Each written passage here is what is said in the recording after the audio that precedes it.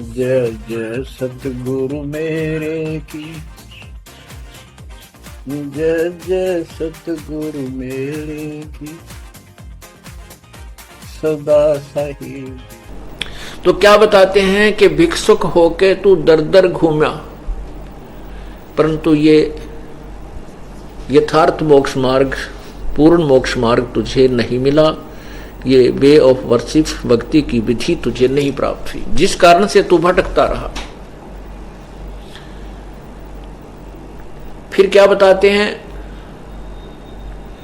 इंद्र कुबेर ईश की पदवी, ब्रह्मा वरुण धर्मराया, विष्णुनाथ के लोक को जाके फिर भी उल्टा आया।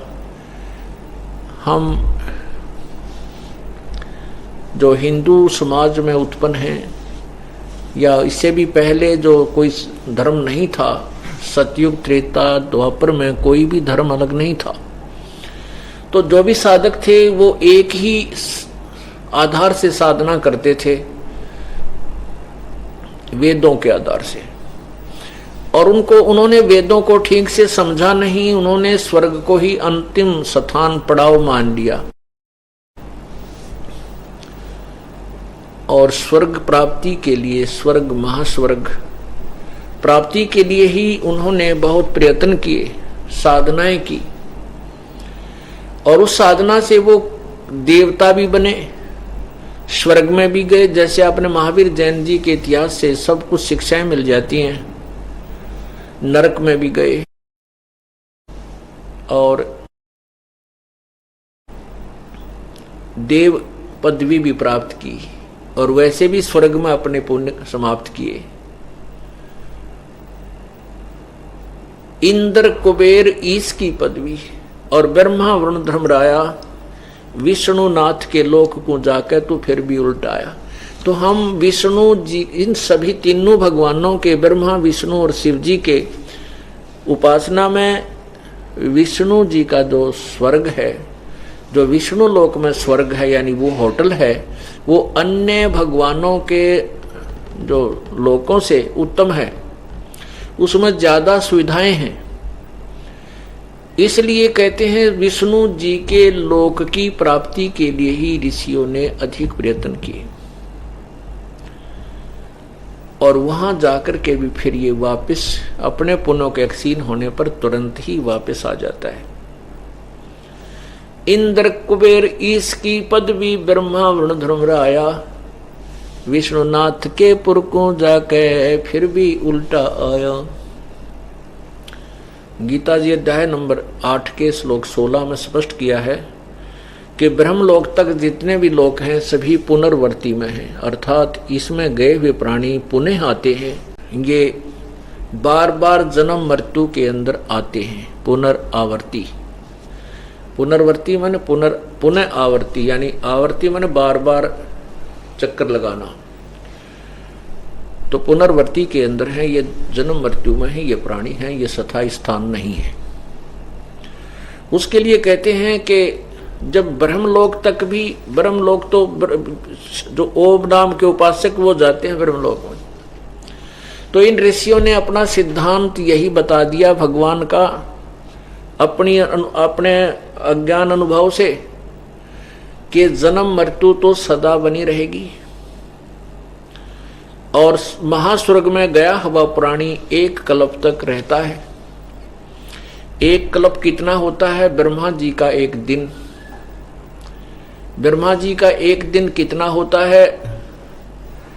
एक चतुर्युग, 1008 चतुर्युग। वैसे उसको 1000 चतुर्युग मानते हैं। 1000 चतुर्युग ब्रह्मा जी का एक दिन है, इसी को एक कल्प मानते हैं। और ब्रह्मा जी की आयु को एक महाकल्प मानते हैं। एक चतुर्युग में 43,20,000 वर्ष होते हैं, अर्थात 4 युग, सतयुग, त्रेता, द्वापर और कलयुग। ऐसे ऐसे 1000 चतुर्युग का ब्रह्मा जी का एक दिन, इतनी ही रात्रि, और फिर 30 दिन रात का एक महीना, 12 महीने का एक वर्ष, और 100 वर्ष की ब्रह्मा जी की आयु। तो इन्होंने यही अपना अनुभव बता दिया कि जन्म मृत्यु तो बनी ही रहेगी, ये कभी समाप्त नहीं हो सकती। इस प्रकार यहां परमात्मा बताते हैं कि इंद्र उसी थ्योरी के आधार पर जो तुम्हें अज्ञानी ऋषियों ने इनकम्प्लीट नॉलेज के आधार पर बताई, जो साधनाएं आपने बहुत तन मन धन से की, उसके कारण इंद्र बन गए। इंद्र कैसे बनता है? इंद्र के बनने के 2 तरीके हैं। एक तो तप करे, राज्य प्राप्ति के अर्थ, जैसे स्वर्ग का राज्य प्राप्ति के को उद्देश्य रख के जो तप करे, या पुण्य इतना करे, जैसे उसके लिए बताया है कि 100 मन देसी घी एक टाइम लगाया जाए। एक यज्ञ में 100 मन देसी घी, जिसमें हवन भी हो और भंडारा भी हो। अब जहां 100 मन देसी घी लगेगा तो वो अन्य मटेरियल कितना लगेगा, आप हिसाब लगाएं। तो जनसाधारण नहीं कर सकता इसको। ऐसी 100 यज्ञ हों, और उन 100 यज्ञों में एक यज्ञ होने के कुछ टर्म एंड कंडीशंस होती हैं, उनके नियम बनाए हैं। अगर वो टर्म एंड कंडीशंस भी कोई खत्म नहीं निभी, वो पूर्ण नहीं कर पाए, तो भी वो यज्ञ सारी की कराई नष्ट हो जाएंगी, उसको लाभ नहीं मिलेगा। वो मर्यादाएं भी पूरी करे और साथ में इतना पैसा भी लगाए, तब वो इंद्र की पदवी प्राप्त कर सकता है। इंद्र कौन है? स्वर्ग का राजा। स्वर्ग, आपको बताया कि स्वर्ग एक होटल होता है, और ये होटल प्रत्येक शहर में होते हैं। जैसे आजकल सरकारी रेस्टोरेंट बनाए जाते हैं, ऐसे समझो। और वो छोटे मोटे अपनी दुकाना पर बहुत कर रखे हैं, कर लेते हैं। तो ऐसे स्वर्ग का जो स्वर्ग है, कॉमन स्वर्ग है, उसका राजा इंद्र है। उसको इंद्र की पदवी कहते हैं, दी जाती है। और प्रत्येक लोक में, जैसे शिव जी के लोक में भी स्वर्ग है, विष्णु जी के लोक में भी स्वर्ग है, ब्रह्मा जी के लोक में भी स्वर्ग है, और माता के लोक में भी स्वर्ग है, और ब्रह्म के यानी काल के लोक में महास्वर्ग है, तो वहां भी स्वर्ग है। इंद्र जो कॉमन स्वर्ग है, उसका राजा इंद्र है। और इंद्र की पदवी और उसका समय, पदवी तो ऐसे प्राप्त होती है तप से या पुण्य से, दान, इस यज्ञों से। और उसका शासनकाल कितना होता है? 72 चौकड़ी युग, 72 चतुर्युग। एक चौकड़ी में 4 युग, और 72 चतुर्युग तक उसका शासनकाल होता है।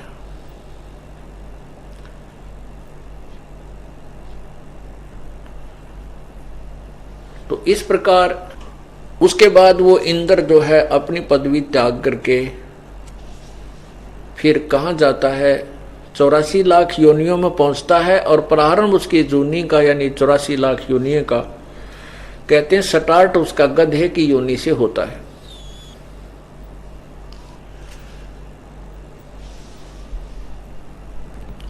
अब इंद्र को एक चिंता और होती है, जो वर्तमान में गद्दी पर विराजमान है, राजगद्दी पर विराजमान इंद्र है, उसको एक और हिदायत होती है, एक इंस्ट्रक्शन होती है कि यदि तेरे शासन काल में कोई अन्य व्यक्ति इंद्र की गद्दी प्राप्त करने योग्य पुण्य या तप कर लेगा तो तेरा शासन छीनकर उसको दे दिया जाएगा।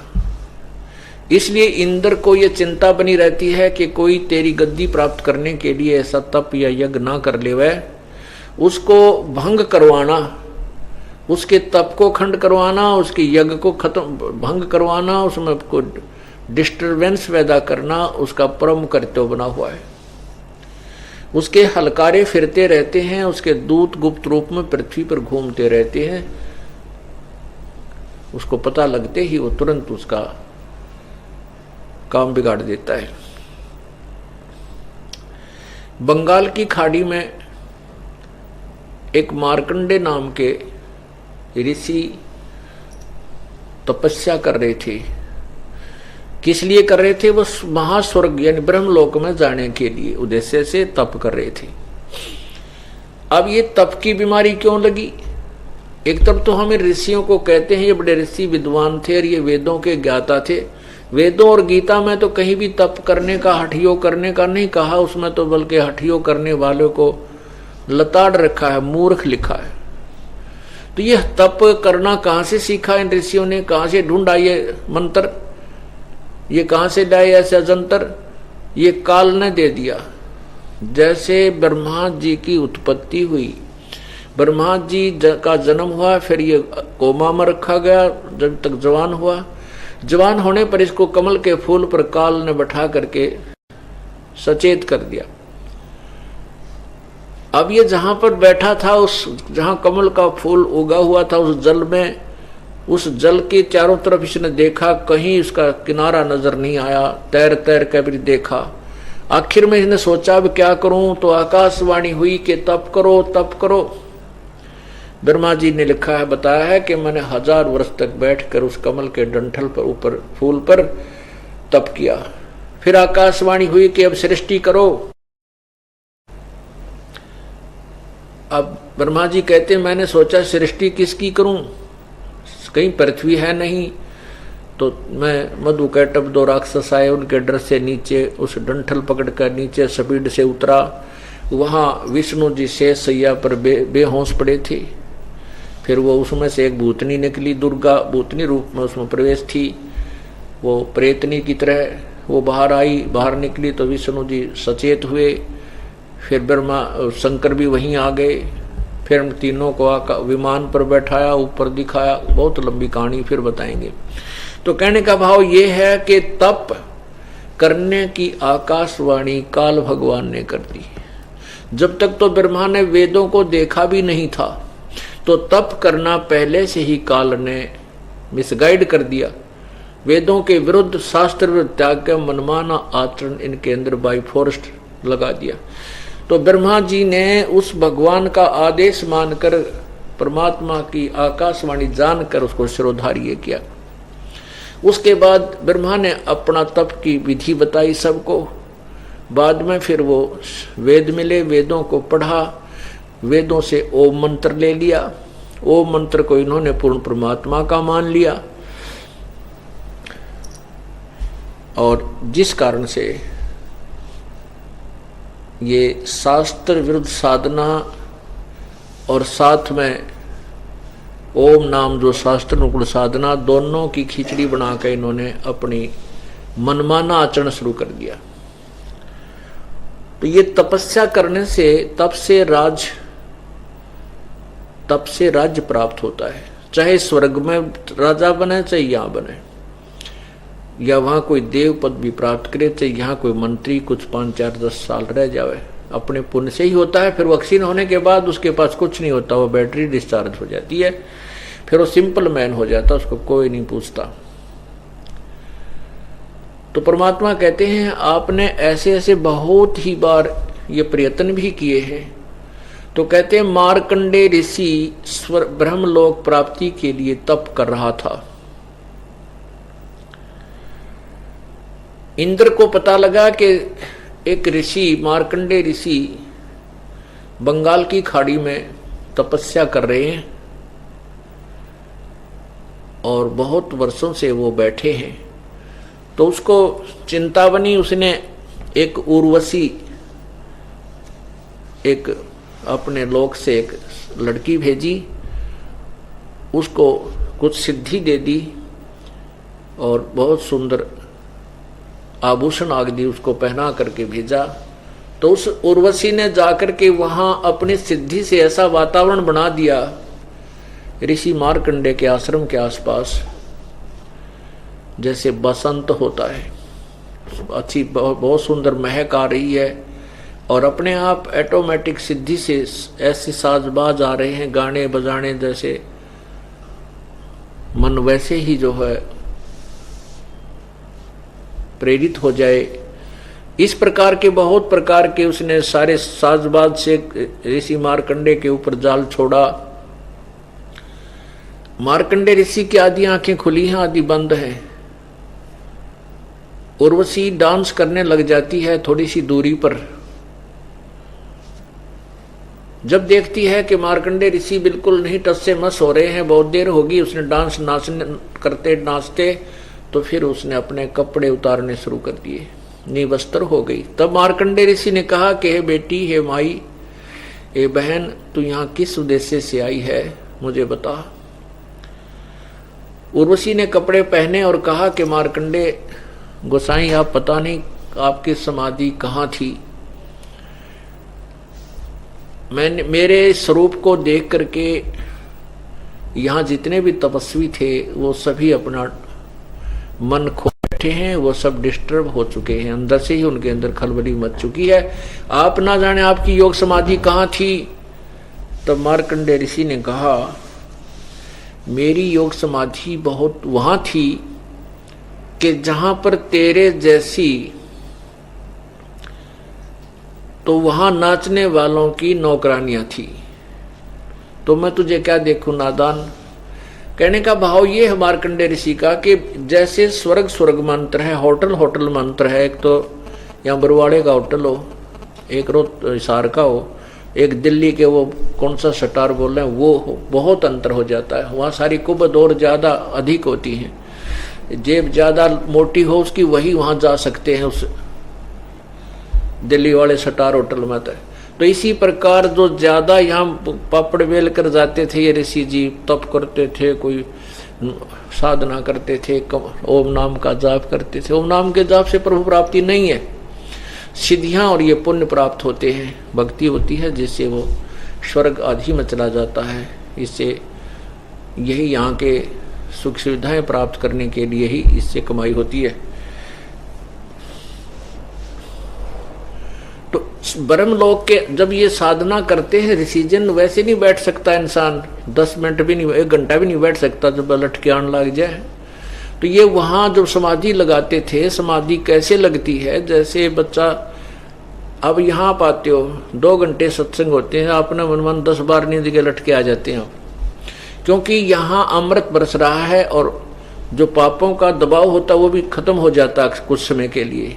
इसलिए परमात्मा इसलिए आपको सुख देता है कि तू ध्यान तो भगवान सुन सके, भगवान की महिमा सुन सको। नहीं, फिर हम लटके लेने लग जाते हैं। तो काल ने दबाव बहुत दे रखा, लेकिन बहुत कुछ दिनों के बाद फिर नींद नहीं आएगी। अब जैसे आप टीवी देखते हो, सारी रात देखते रहते हैं, 3 फिल्म लिया करते पहले, हम जब इस मार्ग पर नहीं थे तो नो क्या करते, 3 कैसेट लाइयो 3-3 घंटे की, 100 रुपये में वो लेते थे, 100 रुपया 60 रुपये रात्रि का पूरा वो VCR होता था। तो कहीं लूट लो लूट, 3 फिल्म देखांगे, सारी रात जागे, जहाँ चाय बना के पिए, जहाँ सारा कुंबा जागता रहे, कति नींद नहीं आवे, क्योंकि परमात्मा के नाम पर अच्छे काम पर यू काल कति नहीं लागने दे। और यहाँ 2 घंटे में अपना 6 बजे लटके आ जा। अब वहां उसमें क्या है, वो बकवाद सारी, तो मन टिका रहता है। मन न तो बकवाद चाहिए, इसको भगवान नहीं चाहिए, आत्मा को परमात्मा चाहिए। अब जैसे समाधि लगाते हैं ये ऋषि लोग, जो हमने समाधिस्थ दिखाई देते हैं और बड़े तपस्वी दिखे, तो अपने कर्म फोड़ रहे हैं। डंब करें डोंगर चढ़े ये अंतर झीनी झूले, जग जाने बंदगी करेंगे बोवे सूल बबूले। अब जनसाधारण तो ये सोचता है कि ऋषि जो तपस्या करते हैं, समाधि ला रहे हैं, वही बड़े भक्ति कर रहे हैं, लेकिन परमात्मा कहती है तो बबूल की सूल यानी कीकर के कांटे अपने भविष्य में बो रहे हैं, अपना मनुष्य जीवन बर्बाद कर रहे हैं। अब मार्कंडे ऋषि को ब्रह्मलोक का ज्ञान था, ब्रह्म से ऊपर ये नहीं मानते और ब्रह्म को ही सुप्रीम पावर मानते हैं, ओम नाम के जाप को सबसे उत्तम मानते हैं और इसी की साधना से ये मोक्ष मानते हैं इसी को। जबकि गीता जी में 17वें अध्याय के 23वें श्लोक में लिखा है कि पूर्ण परमात्मा की भक्ति तो ओम तत्सत इन 3 मंत्रों से होती है। ओम ये ब्रह्म का जाप है, तत् और सत ये सांकेतिक गुप्त हैं, ये संत बताएगा, पूर्ण संत। इन तीनों के मंत्र से ही होती है। तो मार्कंडेय ऋषि ने ओम नाम के जाप का ही ज्ञान था और उसने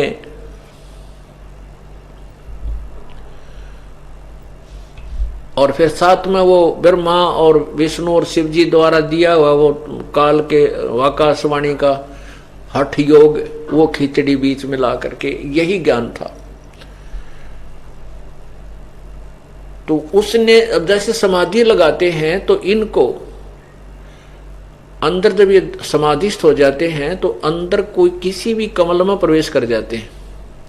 जैसे टीवी चैनल होते हैं, टीवी के अंदर जो सा अपना रिमोट दबा दिया और टीवी शुरू हो गया, उस पर अच्छे गाने आ रहे हैं तो आप उसी पर सेट हो जाओगे, उस पर अच्छा ठीक नहीं तो आप दूसरा चेंज कर लोगे।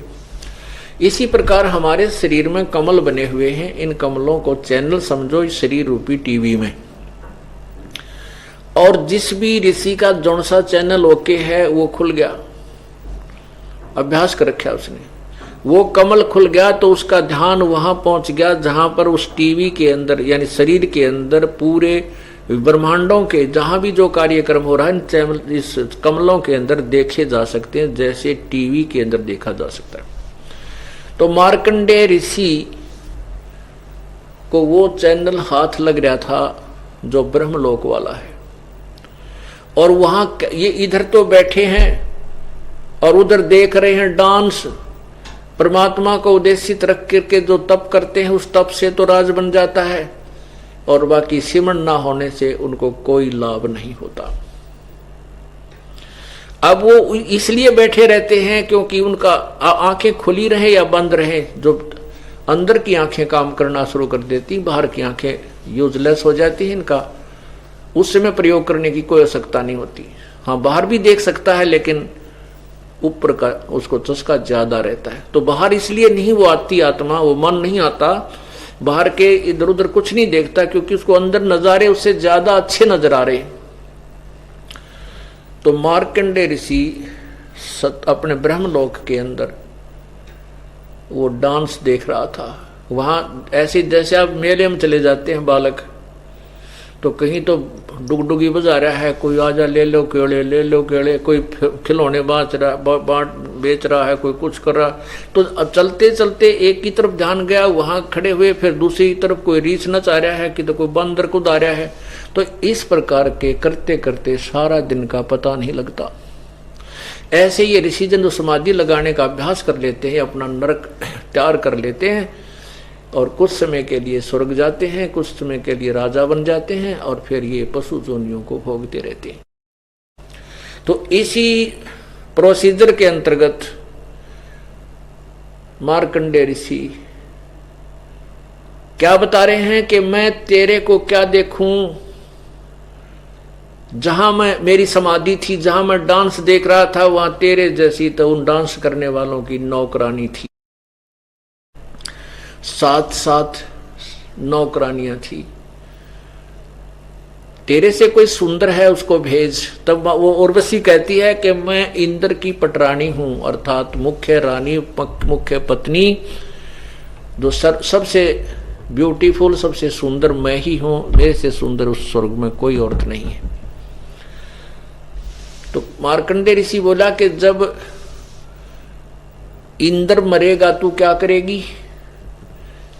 इतना ज्ञान उस आत्मा को होता है कि इंद्र क्या बनेगा, मैं क्या बनूंगी। तो उस लड़की ने कहा कि मैं 14 इंद्र बनूंगी। मार्कंडेय ऋषि ने पूछा कि वो 14 भी मरेंगे फिर क्या करेगी? तब वो कहती है कि मैं मर्तलोक में यानी इस पृथ्वी पा करके गधी बनूंगी, और जितने इंद्र की मैं पत्नी रहूंगी, इंद्र भोगूंगी, वो सभी गधे बनेंगे।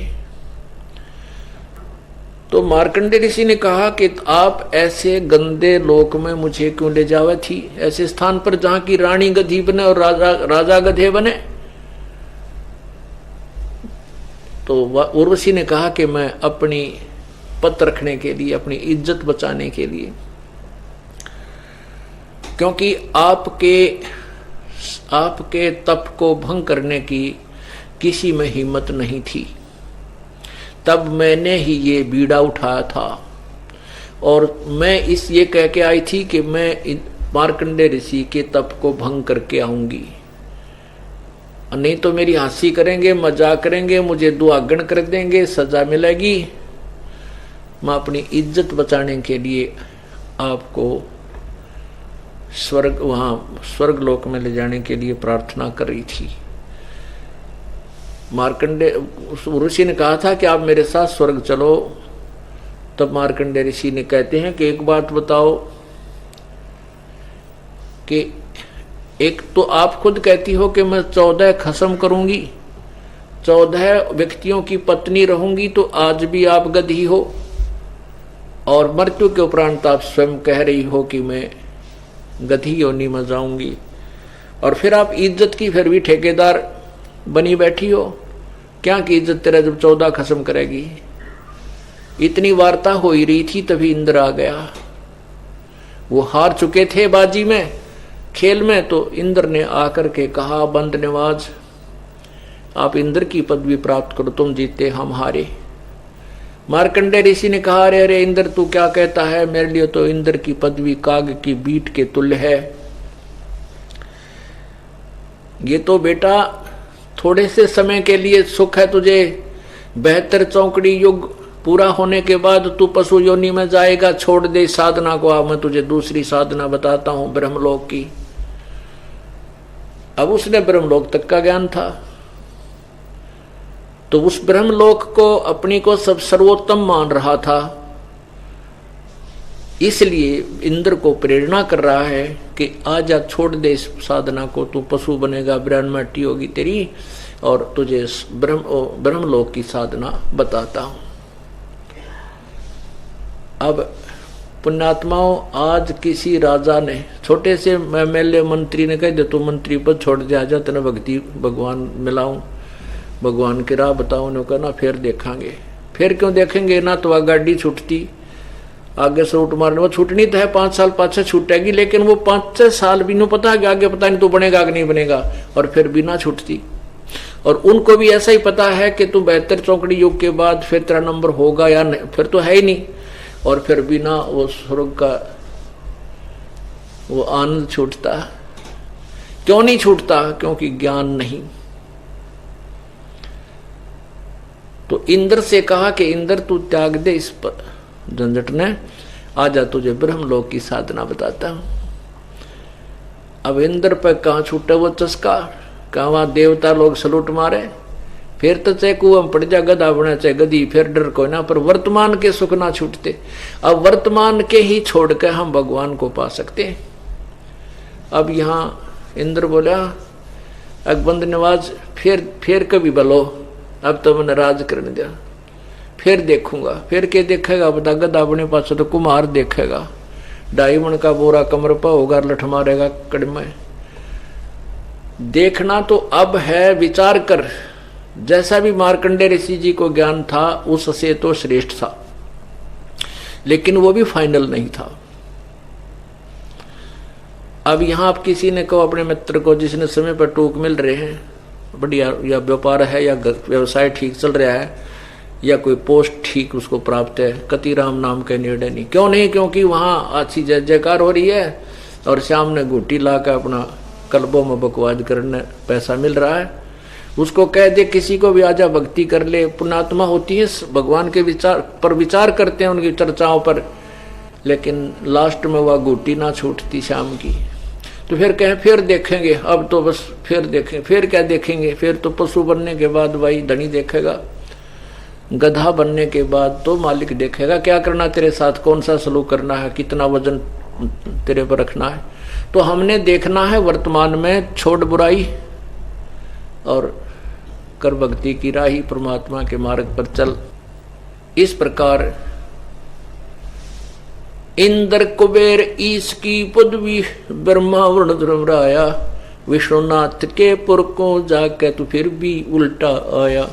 अब जैसे विष्णु जी बनते हैं, ब्रह्मा जी बनते हैं, शंकर जी बनते हैं, ये कौन बनते हैं? ये पुण्यात्मा बनती हैं।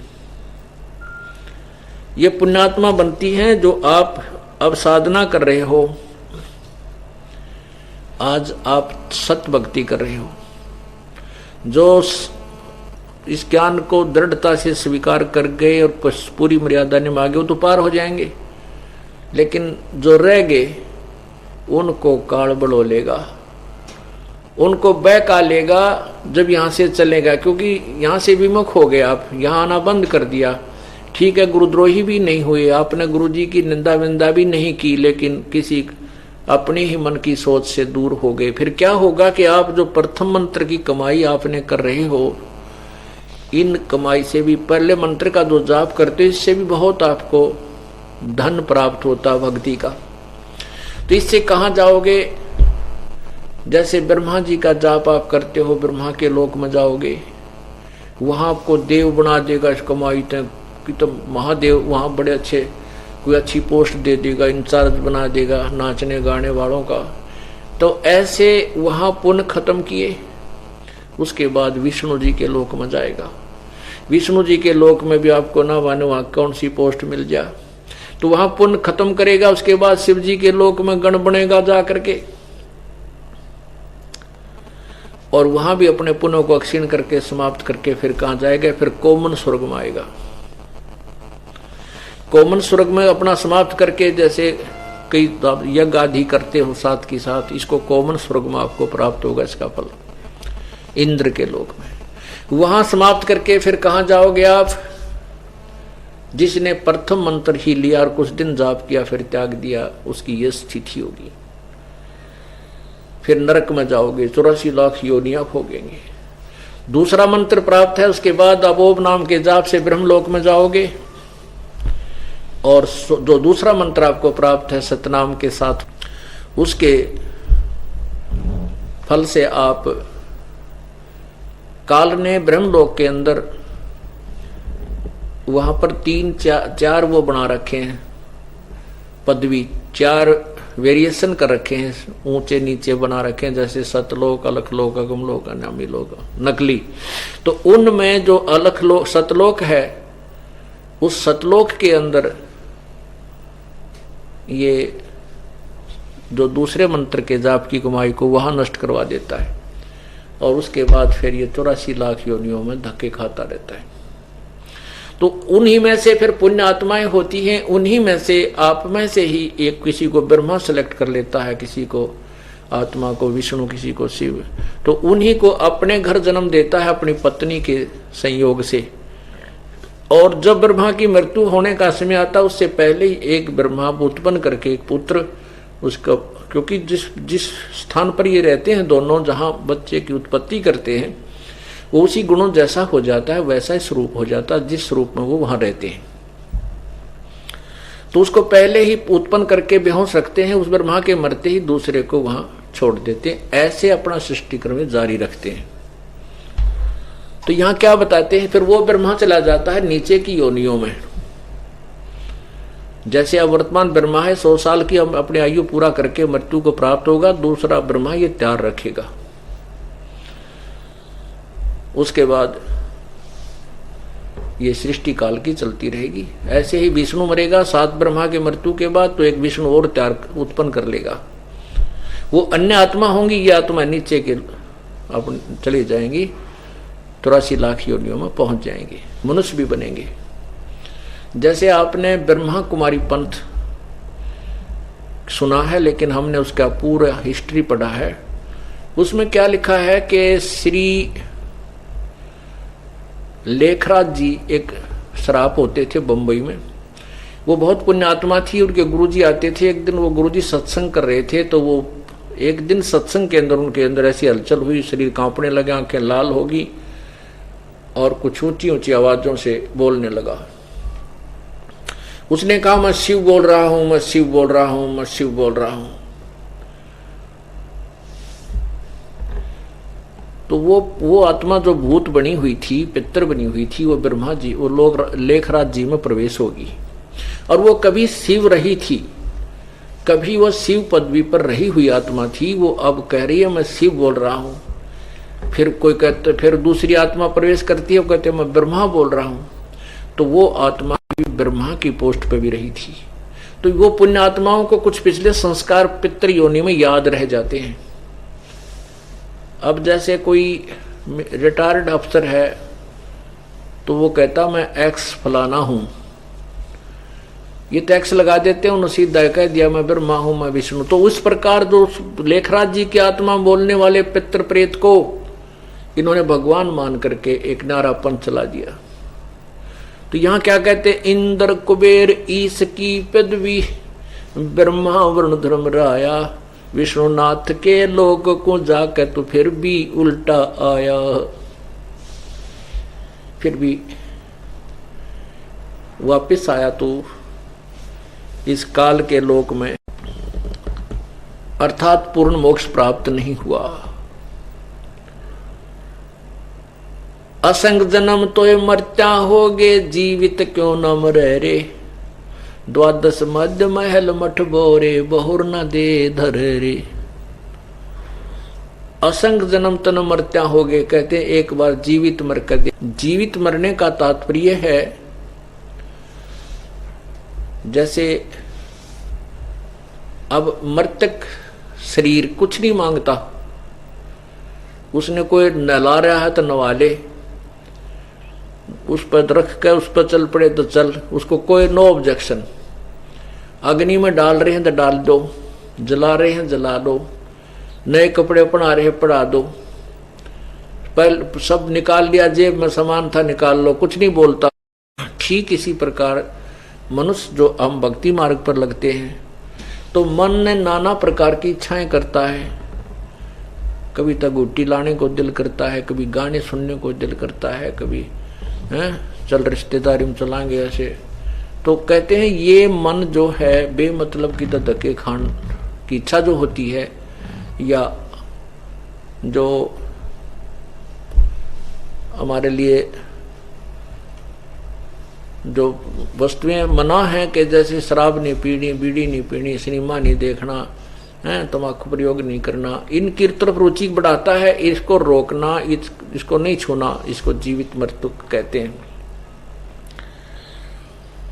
और मन कहता है, फिर देखेंगे सत्संग में, मन की उन क्रियाओं को काट के, मन के जाल को काट के अपनी भक्ति में लगाना और सत्संग की तरफ रुचि आना, बढ़ाना, मन आत्मा को यहाँ लाना, ये जीवित मृतक होता है। दूसरा एक और मुख्य उदाहरण ये समझो कि जैसे आदमी, आपको बताया कि मंत्री लोग थे वह भी एकदम मर गए और उनकी तो बहुत इच्छाएं थी, उनके ठाठम ठाठ थे और अपना तो कुछ भी जुगाड़ को ना, मुश्किल से 2 रोटी का धंधा हो पा रहा है और उसमें भी 100 बाधाएं पड़ी रहती हैं। और फिर उसको भी हम ये सोचे हैं कि कभी हम नुकसान ना हो जा, मेरे बिना गड़बड़ ना हो जाए। अगर मृत्यु हो जाए जैसे उनकी होगी, वह के सोच कर चले थे हेलीकॉप्टर में का मर जावांगे, नहीं, ये तो जो निर्धारित समय है, काल भगवान ने जो समय गिन कर दे रखे, सांस जब भी पूर्ण हो गए वही खत्म, चाहे वो बस में है, चाहे रेल में, चाहे घर में, चाहे हेलीकॉप्टर में, चाहे जहाज में। तो जैसे आप परमात्मा पाने की चेष्टा करते हो तो इसमें ये बाधाएं हैं और ये ज्ञान उन बाधाओं को दूर तोड़ कर रख देता है।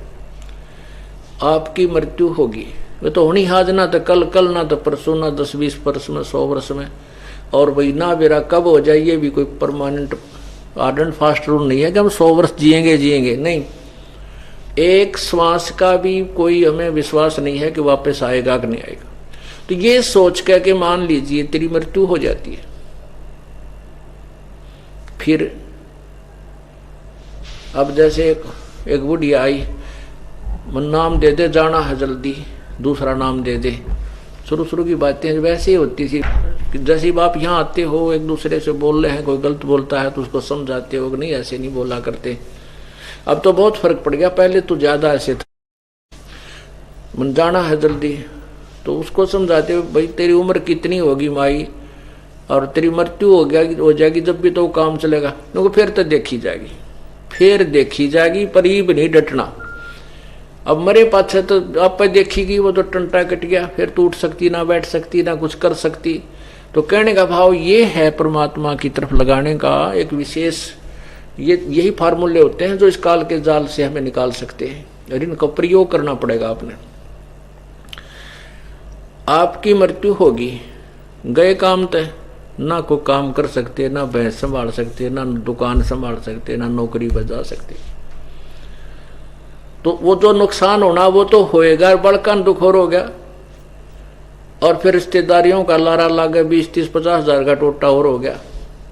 उसी समय जिसको तू काम करना चाह रहा था कभी नुकसान ना हो जाए, वो काम तेरा फैक्ट भी गया, और वो नुकसान और बढ़ गया, बच्चे की जो पीड़ा थी वह भी बढ़ गई। तो कहने का भाव ये है कि तू जीवित मर कर देख, एक दिन मर कर देख ले, 2 दिन के लिए मर, 3 दिन के लिए मर, सत्संग में आने के लिए जीवित मरो। यहां मरा हुआ तो वापस चला जाएगा, और काल मारेगा वापस नहीं आने देता। तो इस प्रकार इन फार्मूलों का प्रयोग करोगे तभी परमात्मा के चरणों में आ सकोगे। नहीं काल ने तो फांसी गाल रखी है, यो ना सरकण दे कति उस गर्मा ते ना उस व्यवसाय में, तर मार ही देगा, खत्म ही कर देगा, आपको गर्दन नहीं उठाने दे, इतना वजन आपके ऊपर रखा। ये तो परमात्मा का ज्ञान, और फिर उसकी पावर आपके घर को भी ठीक चलाएगी, क्योंकि प्रभु की पावर से आपके अनहोनी होने लग जाएंगी। एक बहुत से प्रमाण भक्त आकर बताते हैं, पत्रों में भी लिखते हैं। एक भक्त ने बताया कि मेरी माँ जो है और घर वाले वो बना रहे थे, नवरात्रियां का कोई बना रखा था उन्होंने माता का। ने बोले पहले माता का मन ने जाना था ड्यूटी पे, तो माँ ने बोली पहले माता का भोग लगेगा जब तुझे खाना मिलेगा। तो मैं बोला माता का भोग लगा तो मैं कतिये ना खाऊं रे। ने बोली पहले तो हम ध्यान नहीं तेरे को। तो मैं कई बातों पे ऐसे संघर्ष हो चुका था, तो मैंने पहले तो मन में आई चाल रेल तले कट के मर जाऊं। फिर आपके विचार शुरू आए याद, भाई मरना क्या है, मरने से तो जीवन नष्ट हो जाता है, जीवित मर के देख ले, अपने आश्रम में चलता हूं। घर से तो निकल लिया, पैसा एक नहीं, जयपुर से चलाओ, जयपुर के पास कोई गांव लिखा है उसने, तो रास्ते में चलता रहा, पैदल चल पड़ा मैं। अब पैदल कितनी दूर आओ, रास्ता आड़े थोड़ा जयपुर 200-250 किलोमीटर है। चलते चलते भूख लगी, घर से बगैर खाए चला था, तो बड़ा परेशान हुआ। जाना पक्की ठान रखी जाऊंगा बरवाड़ा में। कहते इतने में एक 100 का नोट कति सामने नो घास के अंदर आके खड़ा हो गया, जैसे नो उड़ता हुआ आकर नो डट गया मेरे सामने। तो उन्होंने बोला पहले तो रोटी खाई मैंने, और फिर बैठ के साधन में यहाँ, और बाकी बचे हुए पैसे मैंने यहाँ चला दिए। ऐसे और भी कई उसने बच्चे ने कारण लिखे थे, बहुत सी प्रमाण बताए। एक ने बताया कि मेरे अलमारी में हमने कति एक ना पैसा नहीं रखा था, 7,000 रुपये पाए, जबकि हम उधार लेते फिरा थे, वो भी नहीं मिल रहे थे। कति रो कर बैठ गया मैं। वैसे प्रेरणा हुई, कोई और कागज पत्र ढूंढूं था कोई लोन लेने के लिए, वो खोले तो 7,000 रुपये उन कागजा के नीचे पाए, नए नए नोट होए। तो पुण्यात्माओं, जब हम परमात्मा की तरफ चलेंगे तो वो पावर क्या नहीं कर सकती। कहते हैं कबीरा वो दिन याद करो, ऊपर पग तल शीस, इस मृत मंडल में आके तू भूल गया जगदीश। वो दिन याद कर, माँ के पेट में था, ऊपर न पैर नीचे न शीश था तेरा, और माँ के गर्भ में भी वही आपकी प्रवेश कर रहा था। बाहर आने के बाद भी आपके जो संस्कार हैं वही जोड़ रहा है। ये मत सोचना कि आपका किया हो रहा है, कुछ भी नहीं। आपके फिर संस्कार जो पुण्य है, पाप हैं, वही चल रहे हैं। और जब हम उसी मालिक के फिर चरणों में आ जाएंगे, वो तो कारीगर है, फिर जोड़ जुगाड़ फिट कर देगा। वो जो खराब पर्जों को काट कर और नए कलपुर्जे डाल देगा, यानी वो परमात्मा है, हमारे जो पाप है उनको निकाल देगा, पुण्यों का फिर भंडार भर देगा। असंग जन्म तन मर्त्या होगे, जीवित क्यों न मरे रे। अब जीवित मर के 3 दिन मर के देख लो, जो नुकसान होना है वो 3 दिन का तो फिर पूरा कर लोगे। मेहनत तो शेष तो जीवन आप बड़े प्रयत्न करके कर सकते हो, और कतिये मर गए फिर वैसे ही जाना है वहां, तो फिर कुछ वापस नहीं आ सकते। इसलिए दूसरा जीवित मृतक होता है कि मरे हुए आदमी पर शरीर को चाहे काटो चाहे पीटो चाहे फूको, कुछ करो, लात मारो, कोई दर्द नहीं महसूस करता, वो प्रतिक्रिया नहीं करता। तो दूसरा जीवित मृतक ये होना कि जैसे आपको कोई बूंदा बोला, गाली दे, कहाँ जाते हो, ऐसे गंदे के पास जाते हो, फलाना करते हो, क्योंकि वो तो दुनिया के भ्रमित करे हुए कुछ भी कह सकते हैं। तो आपने उनको कोई प्रतिक्रिया नहीं करनी है, लेकिन अभद्र ढंग से नहीं करनी। अपनी बता सकते हो भी ऐसा कुछ नहीं है, आप लोग भ्रमित किए हुए, हम वहां जाते हैं, हम कोई नादान नहीं है, इस प्रकार की तो थोड़ी बहुत कर सकते हो। इसको भी जीवित मृतक कहते हैं कि आप उसके उसी जैसे अभद्र व्यवहार से उसका प्रत्युत्तर ना दें, और नहीं कोई सुनना चाहे तो चुप रहे, अपने अंदर कोई उसकी बात का दुख ना माने, अपने शरीर में दर्द ना बनावे कि यू गलत बोल रहा है ना। वो तो गलत बोलेगा, लेकिन आपको तो पता अपने आश्रम में क्या होता है, आप तो सही हैं, आपको पता है, तो आपके दर्द होना नहीं चाहिए। अब काने ने काना कह दे दर्द होया करे। अब एक लड़की बहुत सुंदर है, उसने काली कहे कति नाराज नहीं होती, और काली ने काली कह दे दूनी दुख मानेगी।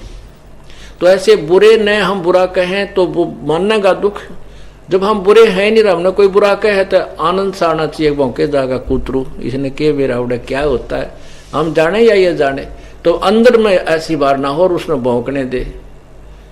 तो इस प्रकार इसको भी जीवित मृत्यु कहते हैं।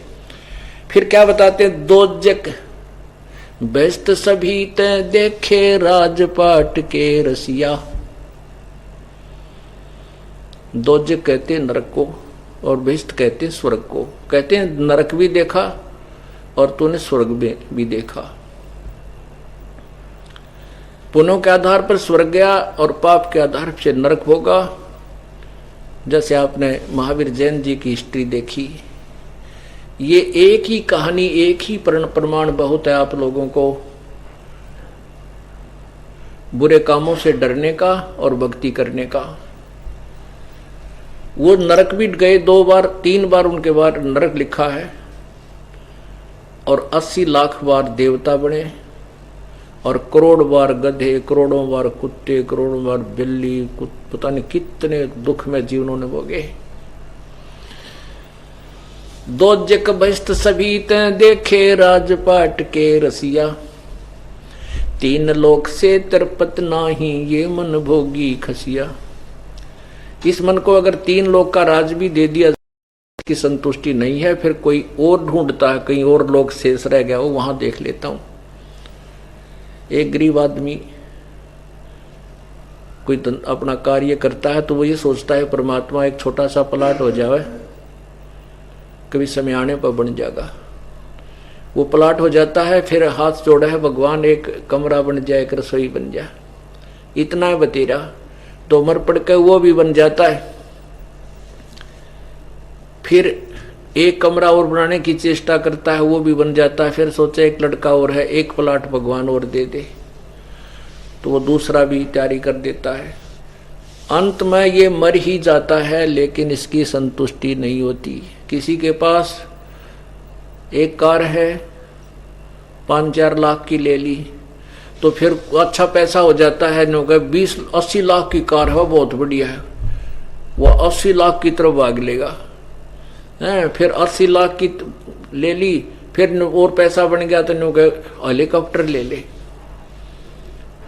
और हेलीकॉप्टर ले ले, फिर मन मावे रेला ले ले, सारा कुंबा चाल पड़े। मन क्या सोच बैठा इस मन की, इतनी गंदी वृत्ति है। इसने सारी पृथ्वी का शासन भी दे दे और 3 लोक भी दे दे, तो भी इसकी संतुष्टि नहीं है। तो कहां होगी संतुष्टि? कहते हैं तत्व ज्ञान से संतुष्टि होगी। क्या मांगो कुछ थिर न रहाई, देखत नैन चला जग जाई। एक लख पूत सवा लख नाती, उस रावण के दीवान बाती। सारी सोने की लंका बना रखी थी और उस रावण के राज्य में हीरे और पन्ने, ये मोती, जवाहरात, लाल ऐसे बिक्या करते जैसे यहाँ पुराने समय में ज्वार बिक्या करती, गेहूं तक देखने नहीं हुआ करती। ज्वार बहुत ज्यादा होती थी। कहते हैं जहां जैसे ज्वार बिकती है ना मंडिया में, ऐसे वह हीरे और मोती बिक्या करते। इतना धनाढ़ राजा था। हम भगवान से क्या मांगेंगे? एक कोठी मांग लेंगे, एक कार मांग लेंगे, कोई संतान ना होगी, एक दो पुत्र मांग लेंगे, और वो भी ना रहने, वो भी नहीं रहने। कहते हैं 1 लख पूत सवा लख नाती, 1 लाख पुत्र थे रावण के, 1.25 लाख रिश्तेदार, 1 से 1 अच्छे, यानी बड़े धनवान, बड़े अच्छे। तो कहते वो भी ना रहे। उस रावण का दीवानवाती की तक को नाम लेने वाला भी नहीं। हम वैसे याद कर लेते हो हिंदू राम की गेला ना, उस रावण ने कोई याद नहीं करता उस लंका में। कहते हैं 1 लख पूत 1.25 लाख नाती, उस रावण का दीवानवाती। आवत संग ना कोई जात संगाती, और क्या भया दरबान दे हाथी। कहते हैं राजा लोगों को शौक होता है अपने द्वार के ऊपर हाथी बांध करके दिखाना, मेरी इतनी शक्ति है। तो उससे राजा की शक्ति का पता चलता है। जो 100 हाथियों ने खवा सके है रोजाना फ्री में, तो वो कितना धनाढ़ होगा। तो कहते हैं क्या हो गया बारने आगे द्वार के ऊपर तूने हाथी बांध कर अपनी शोभा बढ़ा रखी है। आवत संग ना जात संगाती, आते समय तेरे कोई साथ नहीं थर जागा जब अकेला आ जाएगा। हिड़की दे दे रोएगी सुरता जब तू चलेगी अकेली, टक्कर मार मार पछाड़ खा खा कर गिरेगी आत्मा। ये जीव जब तू यहाँ से अकेला जाएगा इस सारे साजबाज को छोड़कर, उस दिन को याद कर।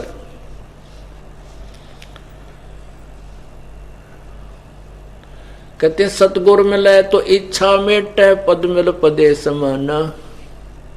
चल हंसा उस लोक पठाऊं, जो आदि अमर अस्थान। आपने तत्वज्ञान से पता चला कि देवी पुराण में लिखा है, ब्रह्मा विष्णु महेश स्वयं स्वीकार करते हैं हम तो नासवान हैं, हमारी जन्म मृत्यु होती है। गीता जी में ब्रह्मलोक तक को भी नकार दिया है कि उसमें भी गए हुए प्राणी मोक्ष प्राप्त नहीं है। तो यहां इस ज्ञान के आधार से कहते हैं वो आदि अमर कौन सा है। गीता जी अध्याय नंबर 18 के श्लोक 62 में कहा है कि हे अर्जुन, तू सर्वभाव से उस परमेश्वर की शरण में जा जिसकी कृपा से तू परम शांति और शाश्वत स्थान सदा रहने वाले अर्थात अमर लोक को प्राप्त होगा, सतलोक को प्राप्त होगा। गीता जी अध्याय नंबर 4 के श्लोक 5 और 9 में स्पष्ट किया है कि अर्जुन, तेरे और मेरे बहुत जन्म हो चुके हैं, तू नहीं जानता। मेरे जन्म अलौकिक हैं। और दूसरे अध्याय के 12वें श्लोक में कहा कि अर्जुन, ये राजा लोग तू और मैं पहले भी जन्मे थे, आगे भी जन्मेंगे, ये सदा रहे, हमारा जन्म मृत्यु सदा बना रहेगा। अर्थात ब्रह्म भी मृत्यु में है। क्षर पुरुष के बारे में, अक्षर पुरुष के बारे में भी आपको गीता जी अध्याय नंबर 15 श्लोक 16 और 17 में स्पष्ट किया है कि क्षर पुरुष ये ब्रह्म और अक्षर पुरुष ये परब्रह्म, ये भी वास्तव में अविनाशी नहीं है।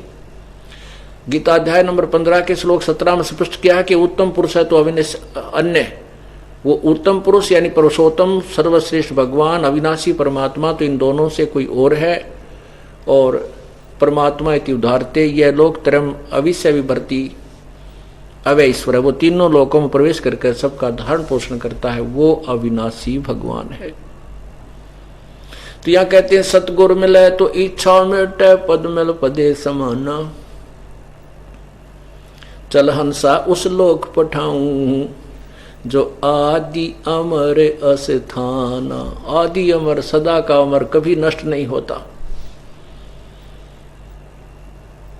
4 मुक्ति जा चंपी करती, माया होरी दासी। दास गरीब अभय पद पर से, वो मिले राम अविनाशी। जो यहाँ 4 मुक्ति प्राप्त करते हैं यहाँ के ऋषिजन, और उन 4 मुक्तियों का जो सुख है वो भी नष्ट होता है, वो सदा नहीं रहता। कहते हैं इन 4 मुक्तियों वाली जो सुविधाएं हैं वो तेरे चरणों में वहां पड़ी रहेंगी सतलोक में सदा के लिए, फॉर एवर। और ना ब्रह्मा जी अविनाशी है, ना विष्णु, ना शिव, ना ब्रह्म, ना परब्रह्म। वो पूर्ण ब्रह्म सतपुरुष अर्थात कबीर भगवान आपको मिले। वो मिले राम अविनाशी। 4 मुक्ति जा चंपी करती माया होरी दासी, दास गरीब अभय पदपुर से वो मिले राम अविनाशी। अभय पद, वहां जाने के बाद कोई भय नहीं किसी प्रकार का। और यहां किसी का भय समाप्त नहीं है, चाहे राष्ट्रपति हो, सारे समय घिघी बंदी रहती है हर एक प्राणी की। ना जाने किस कारण से, कोई बीमारी से, हार्ट अटैक से कब मृत्यु आ जाए, और वहां कभी मृत्यु नहीं होती। तो हम उस ज्ञान से अपरिचित थे, उस स्थान से अपरिचित थे, इसलिए प्रयत्न ही नहीं करते थे। अब हमें ज्ञान हो गया था, क्यों ना से धड़कीबाजी लावांगे। या तो ये सारे शास्त्र गलत हैं, और शास्त्र ठीक है फिर हम गलत हैं, क्योंकि हम उनको ग्रहण करने पर अभी तक तो हमें पता नहीं था। अब ज्ञान हो गया, अब भी हम नहीं करते हैं, तो हम फिर भक्ति नहीं चाहते, ड्रामा कर रहे हैं, मोक्ष नहीं चाहते। यहाँ की सुविधाएं तुम मांगो या मत मांगो, जो विधि आपको बता दी है इससे करते रहो। आपको यहाँ की सुविधाएं तो इतनी मिल जाएंगी कि आप हाथ जोड़ने लग जाओगे। अंत में भगवान या माया गढ़नी नहीं चाहिए, क्योंकि माया की फिर गुणों से आप परिचित हो जाओगे कि माया तो आपके पैरों की बेड़ी बन जाएगी। फिर इस माया को आप सदुपयोग करने लग जाओगे, धर्म पर लगाओगे, इसको संग्रह संचन नहीं करोगे, इसका इकट्ठी नहीं करोगे। फिर आपको ये दोहा याद रहेगा कि साईं इतना दीजिए जामे कुटुंब समावे, हम भी भूखे ना रहे अतिथि ना भूखा देवे। पुण्यात्मा, इस ज्ञान से ही आपको प्रेरणा होगी, आपके अंदर एक उमंग जागेगी उस परम पिता को पाने की। कौन नहीं चाहता कि मैं सुखी हूं, कौन नहीं चाहता कि मैं मरूं नहीं, लेकिन हमें अभी तक रास्ता नहीं मिला था, और बताने वाले प्रमाणित नहीं कर पाए थे। वैसे तो डडोरा पीटनिया बहुत थे, सतलोक कहने वाले, उनको कोई प्रमाण नहीं था, कोई ज्ञान नहीं था। अब आपके समक्ष सब प्रमाण उपलब्ध हैं, और वे उपरसिप आपका जो भक्ति विधि वो सत्य है। अब ना करोगे फिर आप दोषी हैं, भगवान दोषी नहीं है। बोलो सतगुरुदेव।